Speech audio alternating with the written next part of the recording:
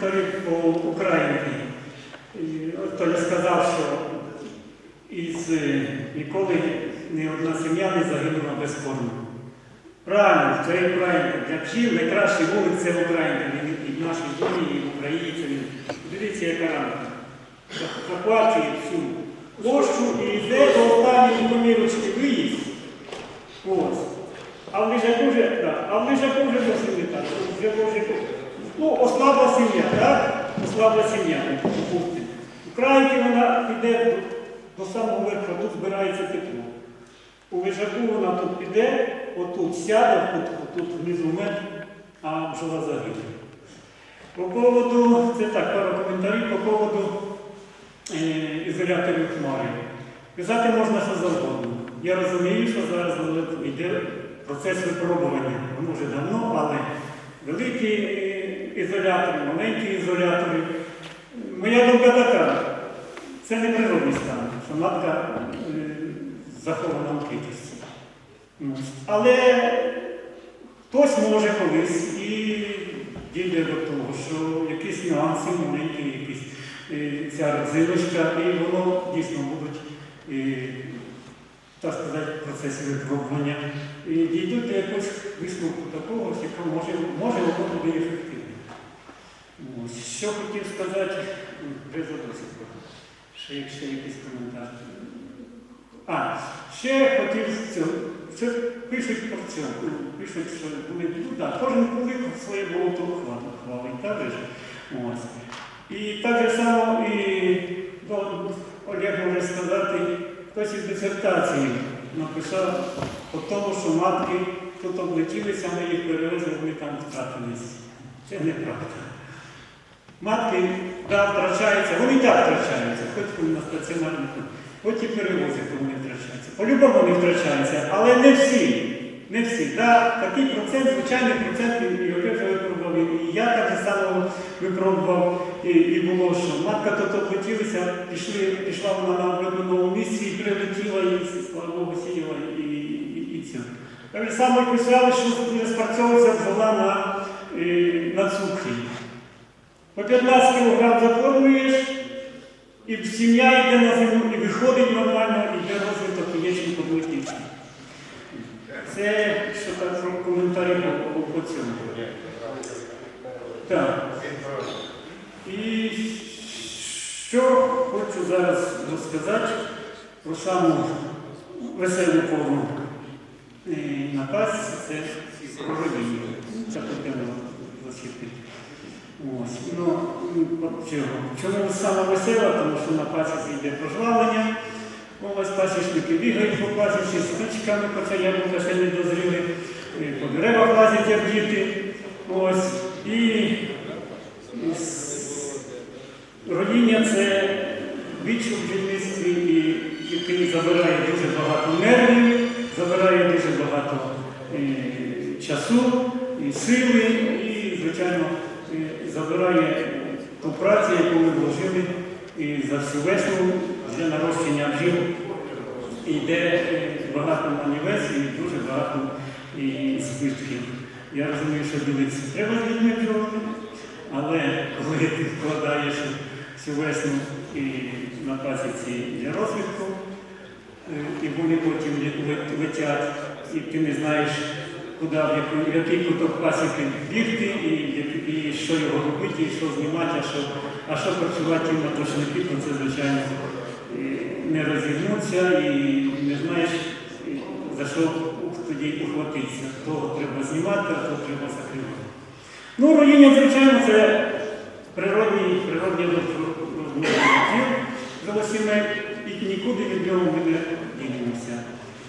Наша головна задача весною – наростити максимум бджоли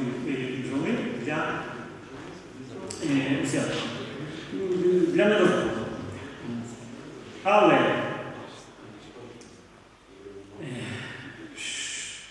коли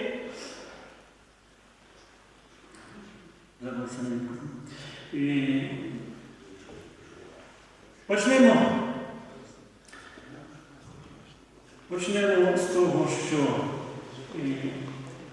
коли родиться дружина сім'я. Ну, саме перше, це бджолина сім'я родиться, це коли багато молодих бджіл і їм немає ще роботи. Вона дійшла до, так сказати, до верхньої точки розвитку, ось, і в неї вже спрацьовує інстинкт розмноження і починає родитися. Що зробити, щоб збити роїння? Кажуть, взяток, коли починається взяток, збивається роїння, і що родиться сім'я або стара матка. Якщо кожного року бджолина сім'я родиться, то в нас по-любому старих маток буде мінімум на пасіці. І роїння в основному, я, наскільки пам'ятаю, у нас роїння в ті часи, які часи, в радянські часи, починалося, саме раніше починалося на акації. Потім ми приїжджали на гречку. Ось, я почав задумуватися, чого так, чого зараз у нас основне роїння йде до акації і на гречку.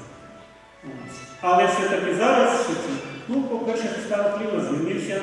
І я думаю, що у нас обліт був у ті часи у кінці березня.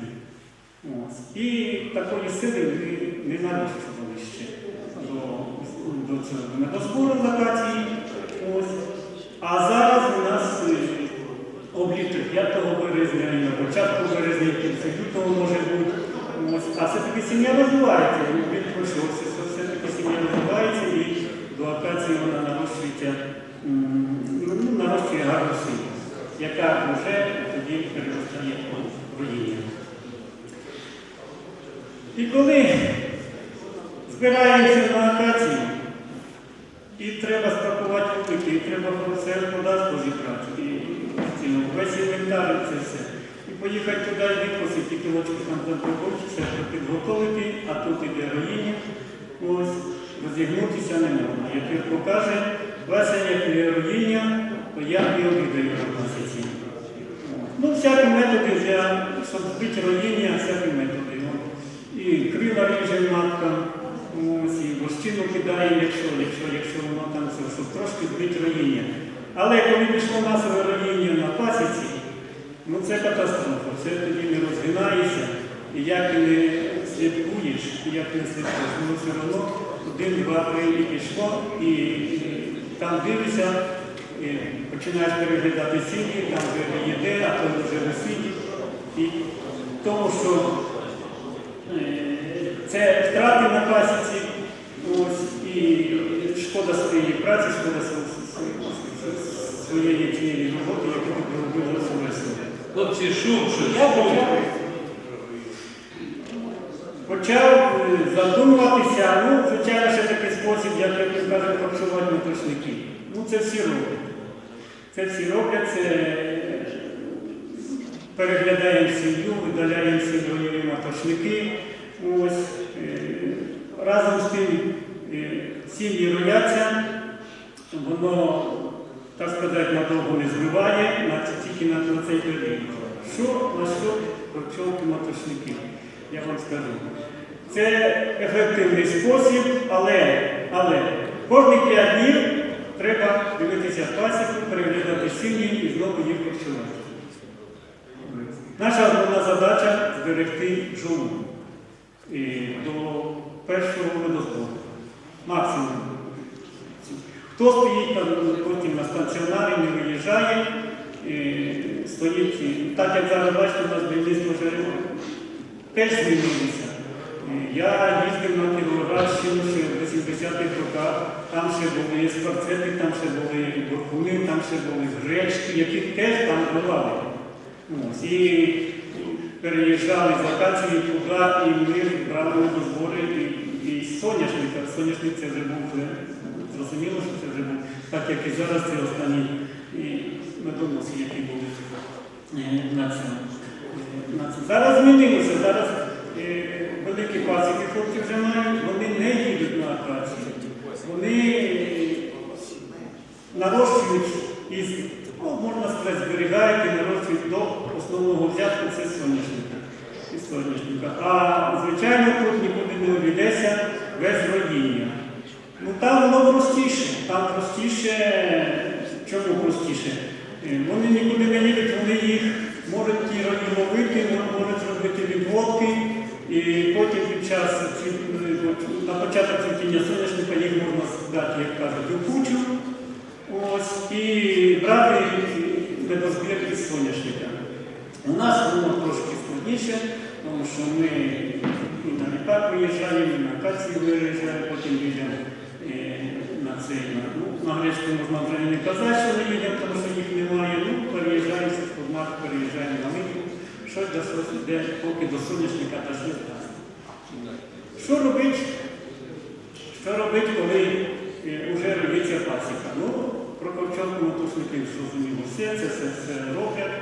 І нам головне, якщо в нас немає на меті збільшити пасіку за що роїв, за рахунок роїв, то ми повинні дійсно сидіти на пасіці під час роїння.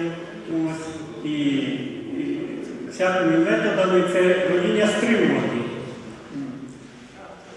Такі випадки, наприклад, працюю на пасіці, починається, вилітається вже бджола, ти бачиш, що якщо ти вчасно ще замітив, що я роблю? Я швидесенько дивлюся, якщо тільки вулик загодів, я закриваю літки. Ото вилетіло ж мене бджіл, ну скільки встиг, по-любому. Закриваю літки, закрив льотки, відкрив кришку, зняв подушку, вентиляція там є. Ось, може, десь там вилазить, щось там якось треба ще вкинув. Вони і пішов далі працювати. Пішов далі працювати на точники. Вони переколотилися, ті бджоли, які вилетіли, вони без матки. Якщо вони вилетіли без матки, вони сідають на це вентиляційно, і десь півгодини вони там собі колотяться, гудуть, шумлять, вентилюють і це. Коли вони трохи заспокоїлись,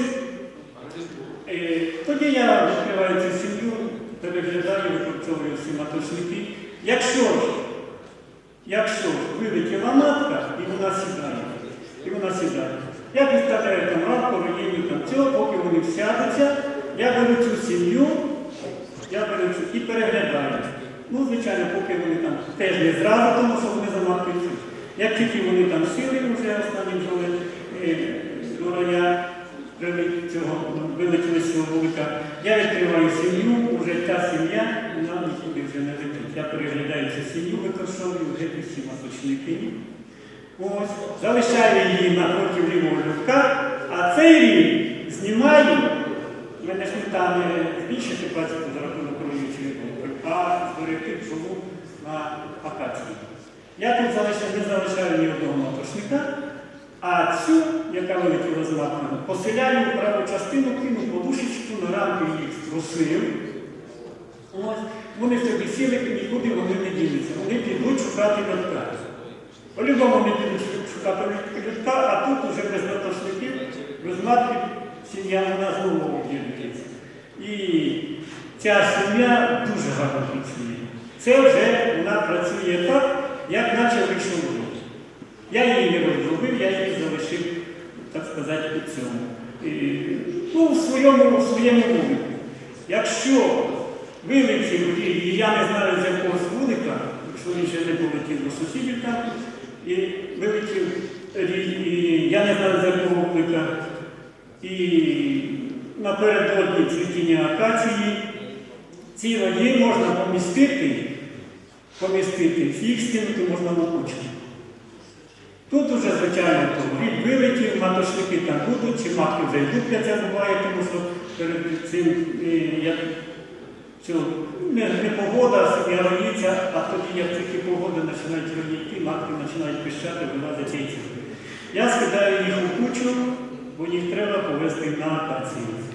Тільки два рої у кучі не скидайте, вони переб'ються. 3 скинете, буде все нормально, буде все чудово. Так що, на що таких роїв. От я почав задумуватися над тим, як зробити, як придумати такий спосіб, щоб він був дієвий, ефективний і щоб поменше оце гнутися біля цих вуликів під час роїння. Ну, звичайно, всі ви знаєте, щоб коли на сім'я коли починає роїтися, щоб збити роїння, треба забрати від жолу. І тоді сім'я перестає роїтися. Але заберемо жолу, що ми поїдемо на акацію. І тоді я дійшов в такому висновку, що треба жолу забрати і в цьому вулику, в якому вона роїться. Для цього я відсовую правильно сім'ю із старою маткою, сюди даю, роблю перегородку, сім'ю закриваю. Відкриваю правий відкрив. У мене йдуть сім'ї, в мене лежаки, в мене з сім'ї йдуть на лівий лоток. Я так крив все життя, мені так зручно все ціле.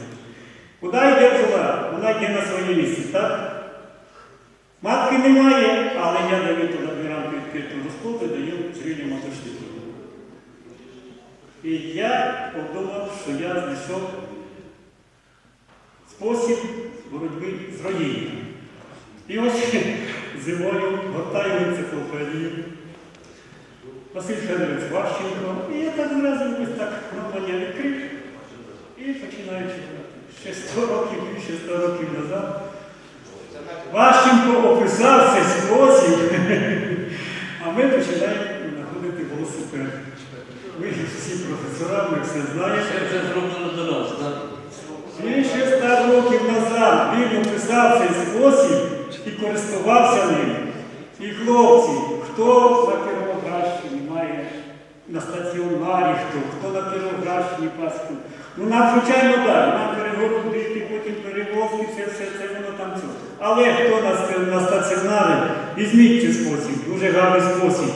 Тут матка перестає роїтися, шурує в повну силу, тут виходить молода матка. А тоді, коли заприйдеться, що хочете робити? Хоч стару матку викиньте, хоч подивіться, яка молода, як вона там собі, як вона працює.